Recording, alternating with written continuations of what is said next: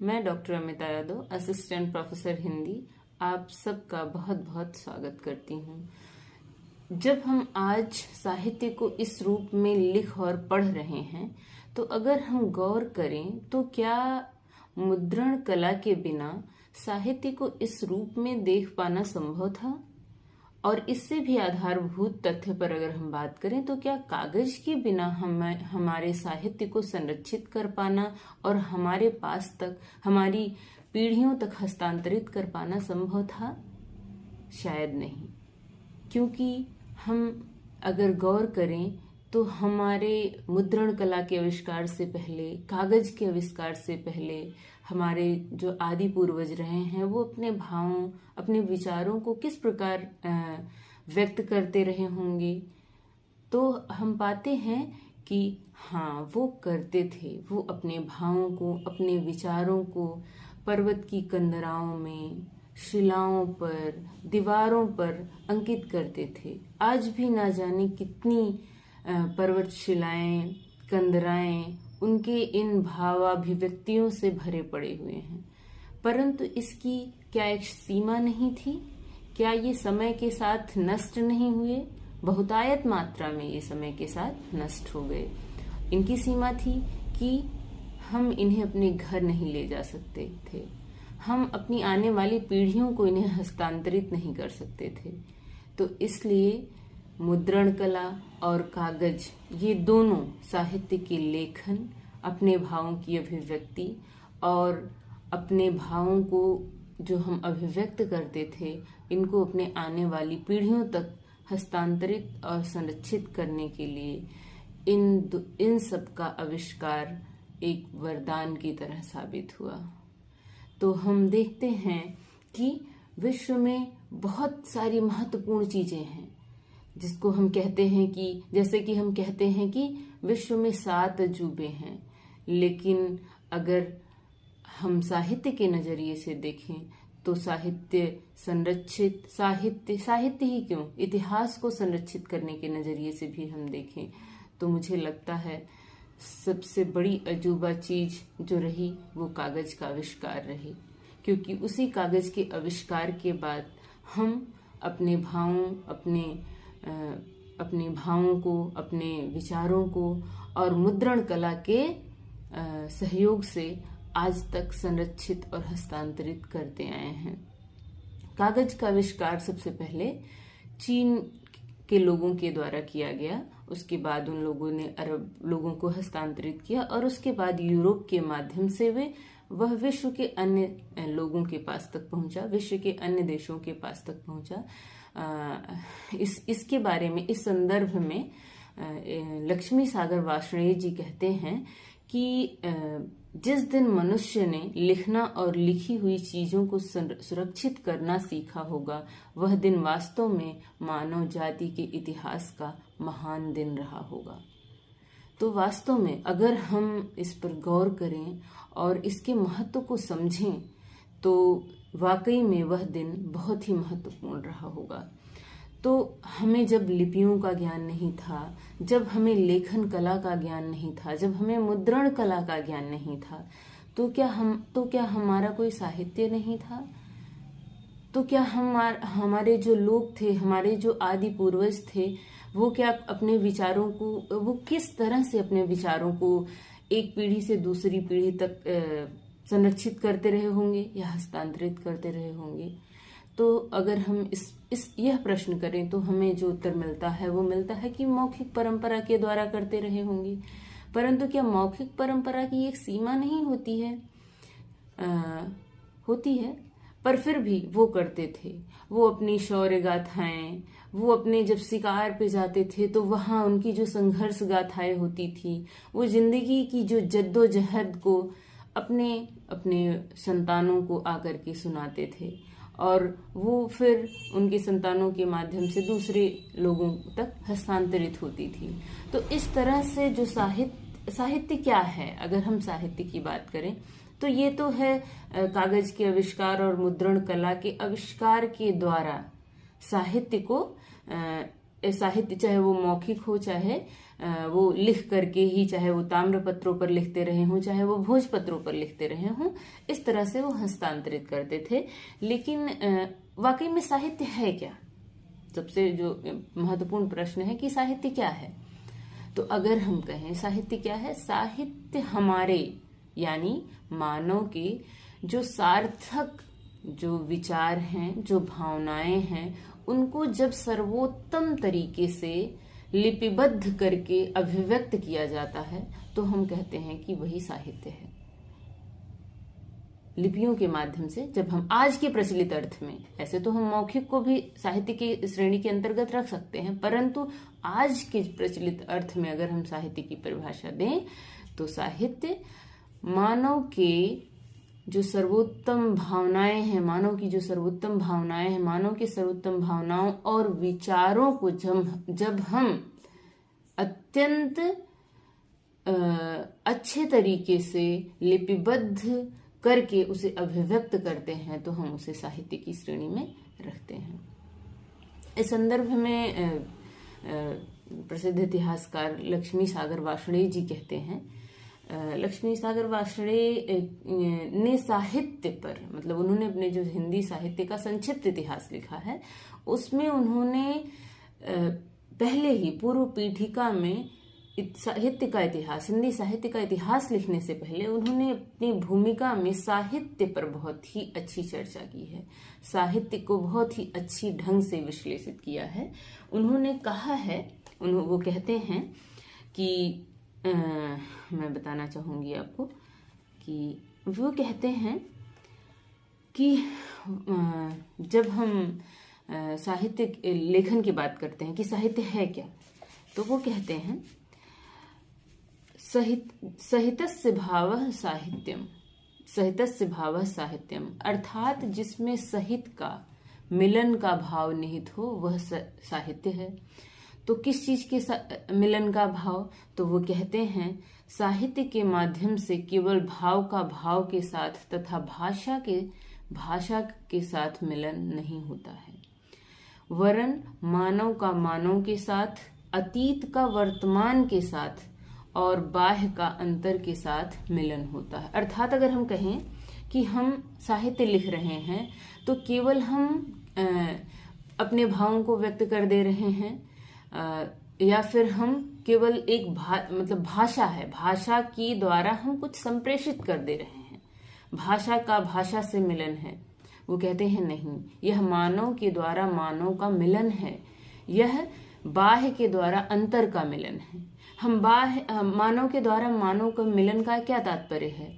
तात्पर्य है कि जिस समय का, जिस समाज का साहित्य हमने लिखा, उस समय का जो परिवेश था, उस समय के मानव की जो सोच थी, उस समय के मानव के जो विचार थे, और आज का पाठक जब उसे पढ़ता है तो उन दोनों का परस्पर सम्मिलन होता है। तो ये होता है, वो साहित्य को इस अर्थ में लेते हैं। वो कहते हैं कि हमारे अंदर की हमारी जो आत्मानुभूति है वो बाह्य परिवेश से मिल करके कुछ नया निर्मित करती है, वह साहित्य होता है। तो साहित्य की परिभाषा उन्होंने बड़े ही अच्छे ढंग से कही है। अगर आपको पूछ लिया जाता है, कोटेशंस उठा करके पूछ लिए जाते हैं, क्योंकि ये सब बड़े साहित्यकार हैं, हिंदी साहित्य के इतिहासकार हैं, हिंदी साहित्य के इतिहासकार हैं, तो कभी कभी इनके स्टेटमेंट्स उठा करके पूछ लिए जाते हैं। क्योंकि बहुत, जैसे रामचंद्र शुक्ल जी का जो हिंदी साहित्य का इतिहास है, हजारी प्रसाद द्विवेदी जी का जो हिंदी साहित्य की भूमिका है, ऐसे प्रश्न पूछे जाते हैं। आप इनको तो एक बार पढ़ भी लेते हैं, लेकिन लक्ष्मी सागर वार्ष्णेय हैं, राम कुमार वर्मा हैं, उन लोगों ने जो साहित्य का इतिहास लिखा है, आप वहां तक नहीं पहुंचते हैं कभी कभी, तो वहां से कुछ पंक्तियां उठा करके, कुछ स्टेटमेंट उठा करके दे दिए जाते हैं। तो वैसा ही स्टेटमेंट है। ये कहते हैं सहितस्य भावः साहित्यम, अर्थात जिसमें सहित का मिलन का भाव हो उसे साहित्य कहते हैं। साहित्य के माध्यम द्वारा केवल भाव का भाव के साथ तथा भाषा का भाषा के साथ ही मिलन नहीं होता, वरन मानव का मानव के साथ, अतीत का वर्तमान के साथ बाह्य का अंतर के साथ मिलन होता है। तो आप लोग इसे याद कर सकते हैं, इसे देख सकते हैं और इसे कहीं नोट करके इसे याद कर सकते हैं कि लक्ष्मी सागर वार्ष्णेय ने साहित्य की क्या परिभाषा दी है, साहित्य के बारे में उन्होंने क्या कहा है। उसके बाद जब हम आगे बढ़ते हैं, इसी प्रक्रिया में जब हम आगे बढ़ते हैं तो हम देखते हैं कि जो है साहित्य क्या है। तो मौखिक परंपरा से होते हुए जब हम देखते हैं कि साहित्य प्रचलित अर्थ में किस रूप में प्रयोग होता है, तो हम देखते हैं कि जो साहित्य है उसका जीवन के साथ बहुत ही घनिष्ठ संबंध है। साहित्य का जीवन से घनिष्ठ संबंध है, इसी वजह से वह सामाजिक, राजनीतिक, आर्थिक और धार्मिक परिस्थितियों से भी प्रभावित होता है। और जो समाज में घटित हो रहा होता है, साहित्य उसका प्रतिबिंब होता है। साहित्य समाज का में घटित हो रही जो क्रियाकलाप हैं, जो परिस्थितियां हैं, जो उस समय की विचारधारा है, उसका प्रतिबिंब होता है। इसी वजह से सामाजिक परिवर्तन के साथ, उस समय के परिवर्तन के साथ साहित्य भी परिवर्तित होता रहता है। और अगर साहित्य नहीं परिवर्तित होता है तो मतलब वह एक हीन समाज की रचना कर रहा, अर्थात उस समाज में कुछ उत्कृष्ट बदलाव नहीं हो रहे हैं, प्रगतिशील बदलाव नहीं हो रहे हैं, तभी तो समाज के साथ साहित्य भी नहीं बदल रहा है। तो इसलिए समाज भले साहित्य से, इसलिए साहित्य भले समाज से उत्पन्न होता है, लेकिन अंत में वो समाज को प्रभावित करता है। कभी समाज साहित्य को एक रास्ता दिखाता है, तो कभी साहित्य समाज के आगे चलने वाली मिसाल बन जाता है। और हमारे भी क्रियाकलाप साहित्य के द्वारा प्रभावित होते हैं। जैसे हमने कहा ना कि साहित्य जो होता है वो समय के साथ साथ परिवर्तित होता जाता है।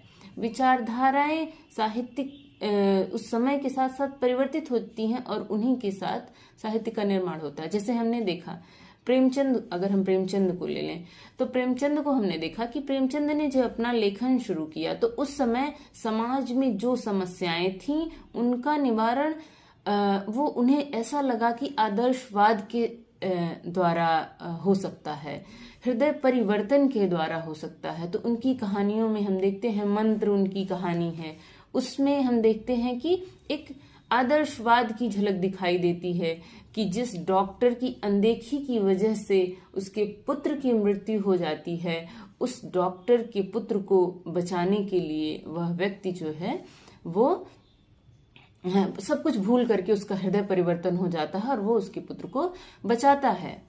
और लेकिन जब हम देखते हैं कफन तक आते आते प्रेमचंद क्या केवल आदर्शवादी रह जाते हैं? नहीं, वो दिखाते हैं कि कफन में जब आपकी जो भूख है, आपकी पेट की जो आग है, आप भूखे हैं, तो आप सारे समाज क्या कहेगा, आप सब कुछ छोड़ करके आप केवल उसकी पत्नी उसकी मृत्यु हो जाती है, वो उसकी पत्नी मृत्यु के लिए कराह रही होती है, लेकिन वो सब क्या, उनको लगता है कि उनका पेट भरना आवश्यक है, क्योंकि ये यथार्थवादी रवैया यहाँ पर लेकर के प्रेमचंद चलते हैं। ऐसे ही हम देखते हैं कि मैथिली शरण गुप्त कह रहे होते हैं कि वो स्त्री की दशा का वर्णन करते हुए कह रहे होते हैं, अबला जीवन हाय तुम्हारी यही कहानी, आंचल में दूध और आंखों में पानी।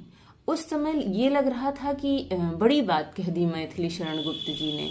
स्त्री की दशा को इन दो पंक्तियों में कितने अच्छे तरीके से उन्होंने व्यक्त कर दिया। लेकिन जब प्रसाद जी कहते हैं, पुरुषत्व मोह में भूल गए तुम कुछ सत्ता है नारी की, समरसता ही संबंध बनी अधिकार और अधिकारी की, तो समय परिवर्तित हो चुका है, सोच बदल चुकी है। कवि भी नए नजरिए से देख रहा है, कवि भी स्त्री के अधिकारों को दूसरे नजरिए से समाज के समक्ष प्रस्तुत कर रहा है। तो यहाँ समय बदला, परिस्थितियां बदली और साथ ही साथ साहित्य भी बदला। तो इसी तरह से साहित्य परिवर्तित होता है, भले उसका जन्म समाज से हुआ हो, भले उसका जन्म जीवन से हुआ हो, लेकिन वह अंत में समाज और जीवन दोनों को प्रभावित करता है। तो इस तरह से हम देखते हैं कि साहित्य का उद्भव कैसे हुआ। साहित्य के उद्भव के लिए जो दो महत्वपूर्ण सबसे चीजें थी। नंबर एक, साहित्य के उद्भव के लिए नहीं, उद्भव के साथ साथ साहित्य के संरक्षण के लिए। तो हम देखते हैं कि एक मुद्रण कला और दूसरी कागज, इन दोनों का आविष्कार साहित्य के लिए, और फिर कैसे मौखिक परंपरा से होते हुए साहित्य लिखित परंपरा के द्वारा संरक्षित होकर के हमारे और आपके पास तक हस्तांतरित होता आया है। तो इस तरह से हमने ये देखा कि साहित्य का कैसे उद्भव हुआ, साहित्य किसे कहते हैं, साहित्य को कैसे संरक्षित किया गया। तो अब इसके बाद हम लोग ऐसे ही भाषा पर बात करेंगे कि भाषा का उद्भव कैसे हुआ, भाषा क्या कैसे कभी क्या ऐसे ही लिखित रूप में हम भाषा को देखते आए होंगे, या जिस तरह से हम आज भाषा के द्वारा अपने विचारों का संप्रेषण करते हैं, क्या हम ऐसे ही हमेशा से भाषा के द्वारा करते आए होंगे, या भाषा ने भी एक लंबी यात्रा तय की होगी, या भाषा ने पहले कैसे प्रतीकों के माध्यम से, इशारों के माध्यम से, कुछ प्रतीक चिन्हों के माध्यम से होते हुए एक लंबी यात्रा तय करते हुए उसने लिपियों तक पहुंची होगी। फिर उसके बाद लिपियों के माध्यम से वो उसकी अपनी एक लिपि हुई होगी, और उसके बाद से जो है भाषा को जिस आज लिखित रूप में हम देखते हैं, और खासतौर से हिंदी भाषा की बात करेंगे। तो हिंदी भाषा क्या है, और हिंदी का व्यापक संदर्भ में अगर हम बात करें, अगर हिंदी के व्यापक संदर्भ की बात करें, तो उसमें कौन सी हिंदी आती है, और उसमें कौन सी भाषा आती है। और अगर हम हिंदी के प्रचलित अर्थ की बात करें, जो हम साहित्य के अर्थ में प्रयुक्त करते हैं, तो उसकी अगर हम बात करें तो उसमें हिंदी का कौन सा रूप आता है। तो इस माध्यम से हम हिंदी भाषा के उद्भव, उसके विकास और उसकी वर्तमान स्थिति पर हम चर्चा करेंगे। तो ये दूसरी क्लास में होगा। तो नमस्कार, धन्यवाद।